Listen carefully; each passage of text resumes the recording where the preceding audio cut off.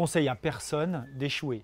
C'est dur, c'est traumatisant parfois, c'est pas un bon moment, c'est sûr, mais je conseille à tout le monde de pouvoir vivre l'espèce de résurrection ou de renaissance qu'il peut y avoir après un échec. Parce que comme on est passé par des phases difficiles, ben justement on apprend un peu mieux sur soi-même et puis aussi sur les autres.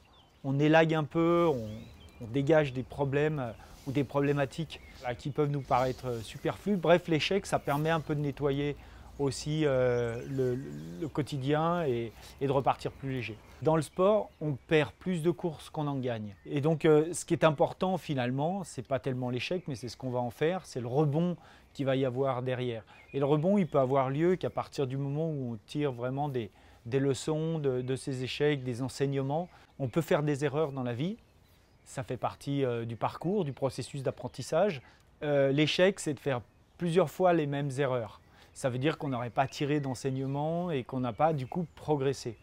L'échec, c'est aussi d'être confronté à un challenge et de ne pas oser y aller. Si j'ai gagné les Jeux, si j'ai gagné des championnats du monde, c'est aussi parce que j'ai accepté le risque de perdre. Mais ce qui me paraît être important, c'est d'être bien entouré. Les gens importants sont ceux qui, dans le succès comme dans l'échec, sont capables de vous mettre face à des vérités, de vous dire les choses telles qu'elles sont. C'est pas parce qu'on échoue une fois que toute la vie est un échec, c'est pas parce qu'on réussit une fois que toute la vie est une réussite.